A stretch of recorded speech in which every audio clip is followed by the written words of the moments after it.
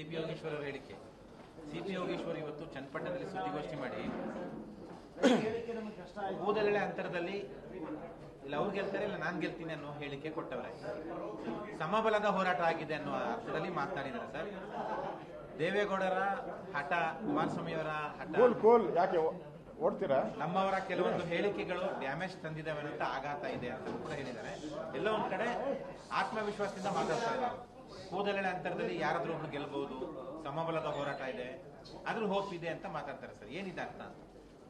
ಈಗಾಗಲೇ ನಿಖಿಲ್ ಕುಮಾರಸ್ವಾಮಿ ಅಲ್ಲಿ ಗೆದ್ದಿದ್ದಾರೆ. ನನಗೂ ಕೂಡ ಅಲ್ಲಿ ಲೋಕಲ್, ನಾನು 5 ದಿನ ಅಲ್ಲಿ ಪ್ರವಾಸ ಮಾಡಿದ್ದೀನಿ, 5 days. ಅಲ್ಲಿಂದ ಬಂದಿರೋಂಥ ಮಾಹಿತಿ ಪ್ರಕಾರ ನಿಖಿಲ್ ಕುಮಾರಸ್ವಾಮಿ ಅವರು ಆರಾಮ್ಸೆ ಒಂದು 20,000 to 25,000 ಲೀಡಲ್ಲಿ ಗೆಲ್ತಿದ್ದಾರೆ. ಕಡೆ 5 ದಿನಗಳು ಒಂದು ದೇವೇಗೌಡರು ಅಲ್ಲಿ ಪ್ರಚಾರಕ್ಕೆ ಬಂದು ಪ್ರತಿದಿನ ಅಲ್ಲೇ ಉಳಿದಿದ್ದು ಒಂದು ಪ್ಲಸ್ ಪಾಯಿಂಟು. ಮತ್ತೆ ಕಾಂಗ್ರೆಸ್ಸಿನ ನಾಯಕರುಗಳಿಗೂ ಕೂಡ ನಾನು ಅಭಿನಂದನೆ ಸಲ್ಲಿಸ್ತೀನಿ. ಈ ಸಂದರ್ಭದಲ್ಲಿ ಕಾಂಗ್ರೆಸ್ಸಿನ ನಾಯಕರಿಗೆ ನನ್ನ ಅಭಿನಂದನೆಗಳು. ತಾವು ನಿಖಿಲ್ ಕುಮಾರಸ್ವಾಮಿಯನ್ನ ಗೆಲ್ಸ್ಕೊಟ್ಟಿದ್ದಕ್ಕೆ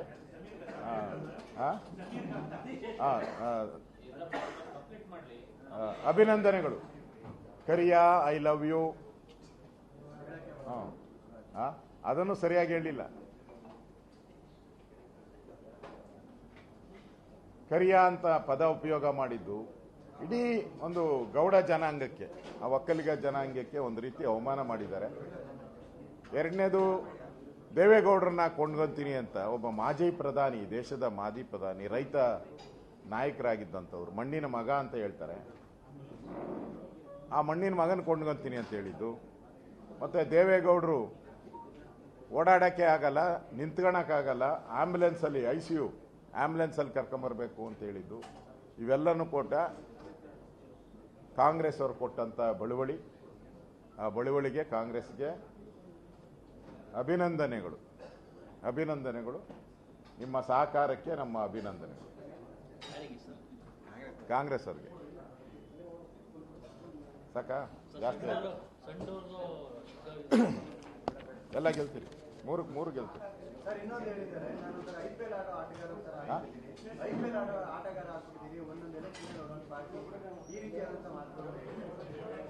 ನೋಡಿ, ಕಾಂಗ್ರೆಸ್ ಅವರ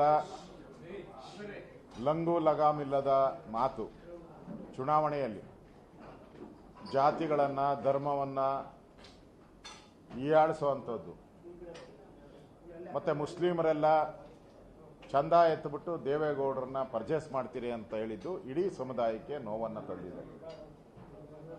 ಅದೇ ರೀತಿ ವಕ್ಫ್ ಬೋರ್ಡ್, ಇಡೀ ರಾಜ್ಯದಲ್ಲಿ ಎಲ್ಲ ಕಡೆನೂ ಕೂಡ ವಕ್ಫ್ ಬೋರ್ಡ್ ಆಸ್ತಿ ಕಬಳಿಕೆ, ಅದು ಕೂಡ ಈ ಚುನಾವಣೆಯಲ್ಲಿ ಪರಿಣಾಮ ಬೀರಿದೆ. ಅದ್ರ ಜೊತೆಗೆ ಮೂಢ ಹಗರಣ ಇರ್ಬೋದು, ವಾಲ್ಮೀಕಿ ಹಗರಣನೂ ಕೂಡ ದೊಡ್ಡ ಸುದ್ದಿಯನ್ನ ಮಾಡಿತ್ತು. ಒಟ್ಟಾರೆ ಕಾಂಗ್ರೆಸ್ಗೆ ವಿರುದ್ಧವಾದಂಥ ಅಲೆ ಇರೋದ್ರಿಂದ 3ಕ್ಕೆ 3 ಚುನಾವಣೆಯನ್ನ ನಾವು ಗೆಲ್ತೀವಿ. ಕಂದಾಯ ಇಲಾಖೆಯಿಂದ ಕಬರಸ್ಥಾನಗಳಿಗೆ ಜಮೀನನ್ನ ಮಂಜೂರು ಮಾಡೋದಕ್ಕೆ CS ಆದೇಶ ಮಾಡ್ತಾರೆ. ಈಗ ಕಂದಾಯ ಇಲಾಖೆ ಅದಕ್ಕೆ ಗ್ರೀನ್ ಸಿಗ್ನಲ್ ಕೊಟ್ಟಿದ್ದಾರೆ ಇಡೀ ರಾಜ್ಯಾದ್ಯಂತ. ರಾಜ್ಯ ಸರ್ಕಾರ ಮುಸ್ಲಿಮರನ್ನ ಓಲೈಕೆ ಮಾಡುವಂತ ಪರಮಾವಧಿ ಲಾಸ್ಟ್ ರೀಚ್ ಹೊರಟೋಗಿದೆ. 10,000 ಕೋಟಿ ಕೊಡ್ತೀನಿ ಮುಲ್ಲಾಗಳಿಗೆ ಅಂದ್ರು. ಈ ವಕ್ಫ್ ಬೋರ್ಡ್ ಆಸ್ತಿಗಳನ್ನೆಲ್ಲ ಖಾತೆ ಬದಲಾವಣೆ ಮಾಡಿ ರೈತರನ್ನೆಲ್ಲ ಒಕ್ಕಲೆಬ್ಬಿಸಿ ಅಂತ ಆದೇಶ ಮಾಡಿದ್ರು. ಇನ್ನೊಂದು ಕಡೆ ಮುಸ್ಲಿಂ ಜನಾಂಗ ಕೇಳದೇ ಇದ್ರು ಕೂಡ ಟಿಪ್ಪು ಜಯಂತಿ ಮಾಡಿ ಅನೇಕ ಸಾವಿಗೆ ಕಾರಣಕರ್ತರಾದರು. ಈಗ ಕಂದಾಯ ಇಲಾಖೆ ಮುಖ್ಯ ಕಾರ್ಯದರ್ಶಿಗಳು, ಈಗಾಗಲೇ ನಾನು ಎಲ್ಲ ಪಾಣಿಗಳಲ್ಲಿ ನೋಡಿದ್ದೀನಿ, ಎಲ್ಲೆಲ್ಲಿದೆಯೋ ದೇವಸ್ಥಾನ, ಮನೆ ದೇವಸ್ಥಾನವಾಗಿದೆ, ಚಿಕ್ಕಮ್ಮ ದೇವಸ್ಥಾನ, ಕಬರ್ಸ್ಥಾನ ಅಂತ ಮಾಡಿಬಿಟ್ಟಿದ್ದಾರೆ. ನಾನು ಹೋಗಿ ಪ್ರತಿಭಟನೆ ಮಾಡಿದೆ.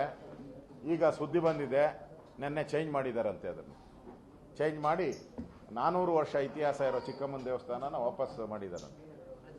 ಅದೇ ರೀತಿ ನಾನು ಸ್ಕೂಲ್ ಹತ್ರ ಹೋಗಿದ್ದೆ, ಚಂದಗಾರ್, ಅದನ್ನು ಕೂಡ ಬದಲಾವಣೆ ಮಾಡಿದ್ದಾರೆ. ಅಂದ್ರೆ ಇಡೀ ರಾಜ್ಯದಲ್ಲಿ ಈಗ ಕಬ್ರಸ್ಥಾನಗಳನ್ನು ಎಕ್ಸಸ್ ಔಟವೆ ಅಂತೇಳಿ ವಜಾ ಮಾಡ್ತಾ ಇದ್ರೆ, ಇವರು ಮತ್ತೆ ಕಬ್ರಸ್ಥಾನಕ್ಕೆ ಅದು ಕಂದಾಯ ಜಮೀನು ಅಂದ್ರೆ ಗೋಮಾಳ ಜಮೀನು, ಖರಾಬ್ ಜಮೀನನ್ನ ಕೊಡ್ತೀರ. ಹಿಂದೂ ಸ್ಮಶಾನಕ್ಕೆ ಲಕ್ಷಾಂತರ ಹಳ್ಳಿಗಳಲ್ಲಿ ಇನ್ನೂ ಆಗಿಲ್ಲ. ನಾನಿದ್ದಾಗನೂ ಕೂಡ ಹೈಕೋರ್ಟ್ ಆದೇಶ ಮಾಡ್ತು, ಸ್ಮಶಾನಕ್ಕೆ, ಹಿಂದೂಗಳ ಸ್ಮಶಾನಕ್ಕೆ ನೀವು ಇಮಿಡಿಯೇಟ್ ಆಗಿ 6 ತಿಂಗಳೊಳಗಡೆನೋ ಏನೋ ಆರ್ಡರ್ ಮಾಡಿದ್ದಾರೆ, 6 ತಿಂಗಳು 3 ತಿಂಗಳು ಅಷ್ಟರಲ್ಲಿ ನೀವು ಅವ್ರಿಗೆ ಜಾಗ ಕೊಡಿ. ಎಲ್ಲ ನದಿ ಪಕ್ಕದಲ್ಲಿ ಉಣ್ತಾ ಇದ್ದಾರೆ, ಕೆರೆಗಳ ಹತ್ರ ಉಣ್ತಾ ಇದ್ದಾರೆ, ಅದಕ್ಕೆ ನೀವು ಖಾಸಗಿ ಜಮೀನಾದರೂ ತಗೊಂಡು ಕೊಡಿ ಅಂತೇಳಿ ನಾನು ಪ್ರಯತ್ನ ಪಟ್ಟು ಸ್ವಲ್ಪ 20-30% ಜಮೀನುಗಳನ್ನು ಕೊಟ್ರಿ ನಾವು. ಇವತ್ತು ಅದೇನೋ ಹೇಳ್ತಾರಲ್ಲ ಗಾದೆ, ಆಂಜನೇಯನೇ ಹಗ್ಗ ಕಡಿತಾ ಇದ್ರೆ ಪೂಜಾರಿ ಶಾವಿಗೆ ಕೇಳದ್ನಂತೆ. ಹಂಗಾಯ್ತು ಈ ಮುಸಲ್ಮಾನರ ಕತೆ.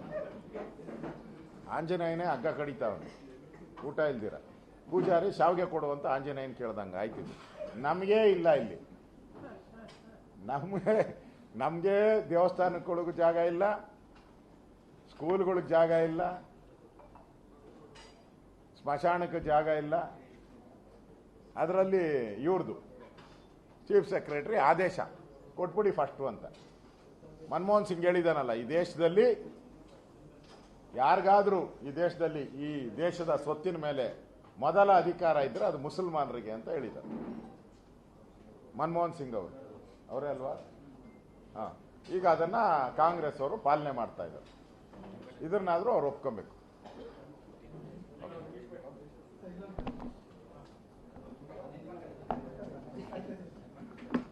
ಅದೊಂದು ನೋ ಇಂಡಿವಿಜುವಲ್ ಬೈಟ್.